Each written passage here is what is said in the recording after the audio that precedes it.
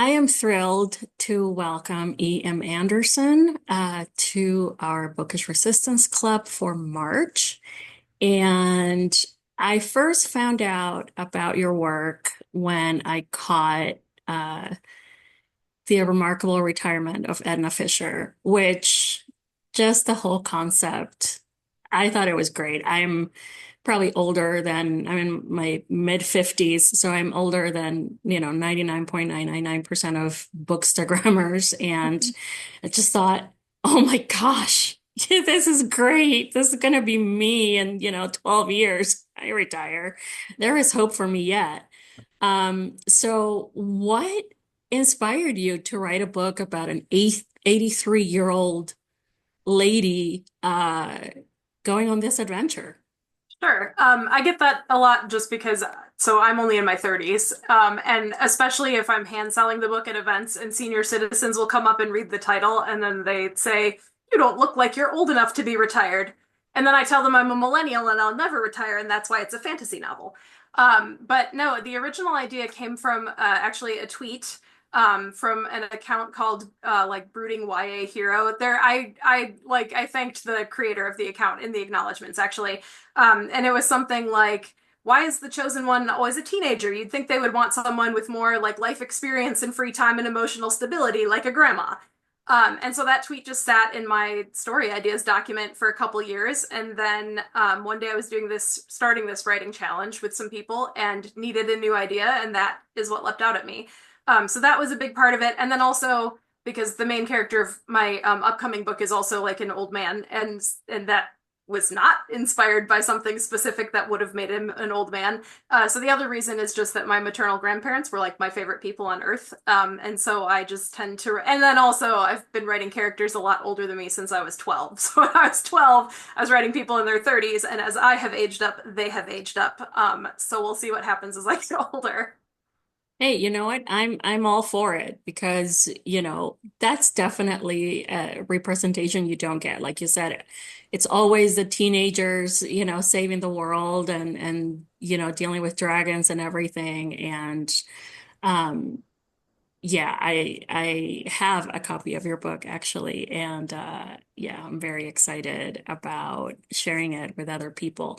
Um, you mentioned your upcoming book, The Keeper of Lonely Spirits, and it sounds like this is about, this person, Peter, who cannot die. Mhm. So you said that he is also an older protagonist, but where did sort of the rest of the concept for this come from? Sure. So partially actually from the first book because there is like a soft old man character in that book.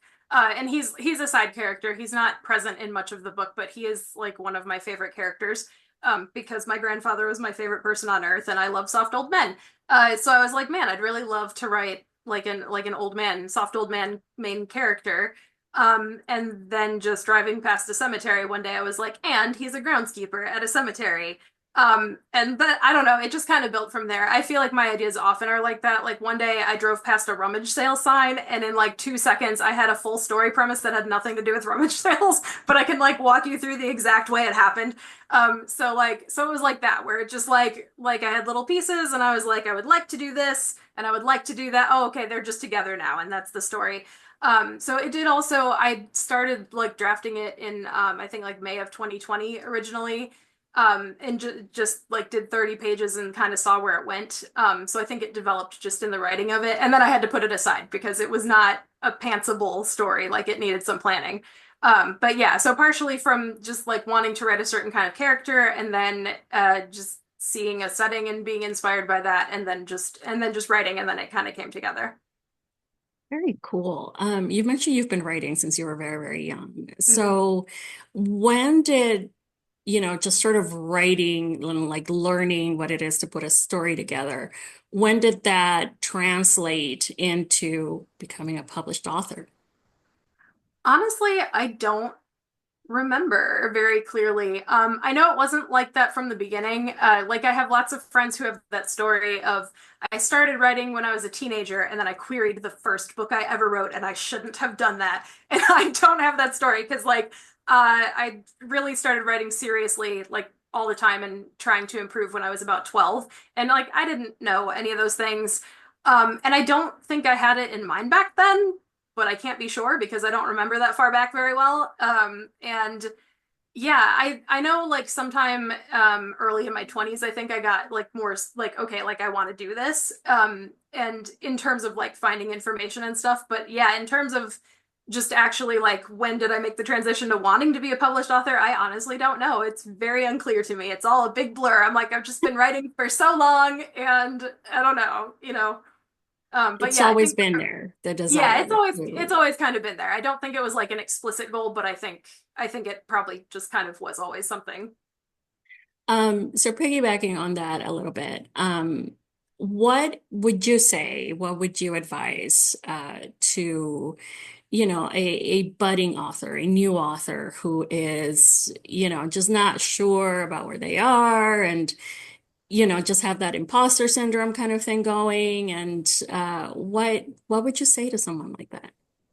So I always have two major pieces of advice that I just like kind of pull out for any occasion for other authors who are not who are like newer authors. So one is to like just write authentically. So okay, I know like if you want to get published, you do have to be like a little considerate of the market and all that. But like I will not write a book that I am not interested in writing because it's no fun for me. And I think my imposter syndrome would be way worse because like I do, like what am I doing writing this book? I have no business writing this book I don't even want to be writing. So I think being authentic in like writing what you would like to write, what you're interested in, and then also your experiences, not in a literal sense. Like, I mean, if I were only write what you know in a literal sense, I would be writing about like grocery store clerks and administrative assistants, and there'd be no magic or anything. But like on an emotional level, you can write from experience. And we just won't talk about how much I do that or where any of my characters get these things from. But so writing authentically is the first one, because that way, like you will always be interested in your own work, which really sets you up to be a good champion of it, even if you have those days where like I'm the worst writer ever, which I promise you absolutely are not. And then the second thing is always to try to build a writing community. So, which I know can be harder, even online, it can kind of be hard to break into that. And I don't really have advice as to how to do that except to just kind of put yourself out there. And I'm sure this is not coming across in this discussion, but I am an introvert and I'm very bad at talking to people actually. And so like I know that it's very scary to just like reach out to someone online and be like, wow, this idea sounds really cool, or whatever you might want to say to them.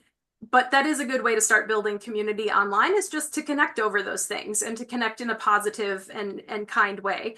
And then in person, it does depend on where you live, but you can always do a search, internet search for writing groups in your area.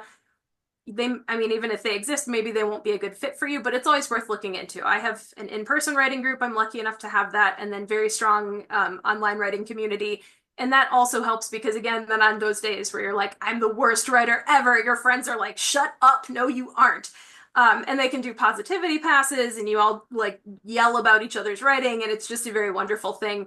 And it just helps to have someone to get you there through the rejection, especially if you seek to become a published author, which involves a lot of rejection. Yeah. Hey, you know what? I'm a fellow introvert here. Like the whole time that I'm interviewing someone, I'm like picking at my nails and my cuticles because I'm just like, what am I doing? What am I doing? Like, I'm not the book stud, demographic, clearly. Um, but when people read your books and enjoy your books, what do you want them to get out of your writing? So one thing would be hope just in general. I don't even write really dark stories, so I almost feel like that's an odd thing to be like, well, oh yeah, in this cozy fantasy, I hope you get hope out of it. I don't know. I try to write a world that is better than ours, which I feel like right now is not a challenge. Right? Yeah. Um, I try to really write about a lot of kind people finding community in each other and finding family in each other, even if the circumstances are really difficult. So I hope it just helps remind people that like you can always do that And I think that's something we're going to really need to do for at least the next 4 years, of just being just so kind to each other and just really building community and being there for each other in community. And then also on a more like perhaps individual level, and this is always something I need to remind myself, which is why I keep writing books about it, is just hoping that people remember that connection is important, even if it's really hard. Like where I was saying, like even if it's just a simple thing, like I'm an introvert, I really am not comfortable reaching out to people online and commenting and being like, "Hey, we've never talked before, but I think what you're doing is really cool." But it is in fact worthwhile to do that, even though sometimes you feel really awful, like, "Oh my God, they're gonna hate me and they're gonna think I'm so weird," and like whatever else you might be thinking. It's always worth it to connect with people and to love people, and so I hope that also people will get that out of the books. There is definitely a need for these kind of books for the for the kindness and for the hope and all of that. I read, my online name is Claudia Reads It All, and I can take the worst body horror and most grotesque gore, like, buckets of blood. I'm okay with that. I can take that. But there's always like I will always gravitate for those moments where you need, just a hug, a virtual hug, a okay, digital hug. I don't know. But there will always be a need for books like these, that where you are in a world, like you said, that is better than this hellish circuscape that we are currently in. And I appreciate that you say that because that's so necessary. Always, but especially, now, at least for the next 4 years, if we ever get to vote again. So no, I really appreciate your work. Like I said, I was initially drawn to it because, oh my gosh, I was like, the first time I saw a romance with somebody with brown skin like me, I was like, I must read that. What is that like to not see, the pale heroine or whatever.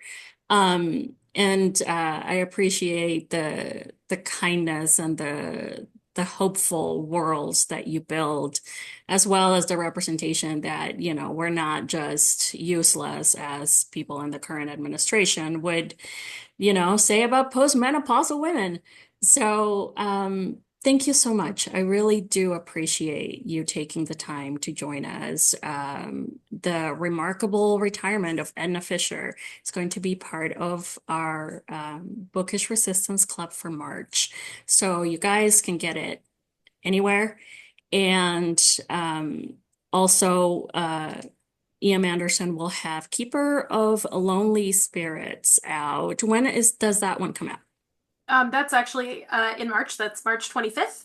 Uh, Perfect. both of them will Perfect. have audiobooks available. And then actually, it is more expensive and it's also very chunky, but Remarkable Retirement is also available in large print for anybody who needs that. So just Yeah. so it is more expensive because it is a bigger book, because I think it's longer than books that generally go into large print. But someone asked, and I went to my publisher, and they were like, "Sure, we can do that." So if anyone wants large print, it's out there. Oh, that's wonderful. That is wonderful because I definitely do need that. Even with glasses, my eyesight is just, I feel that. slowly but surely, it doesn't get better. Um, Again, thank you so much. Appreciate you very much. Appreciate your time, and best of luck with your upcoming book. Thank you, and thank you so much for having me and just for doing this. I think it's a fantastic thing that you're doing. Thank you so much. See you again soon.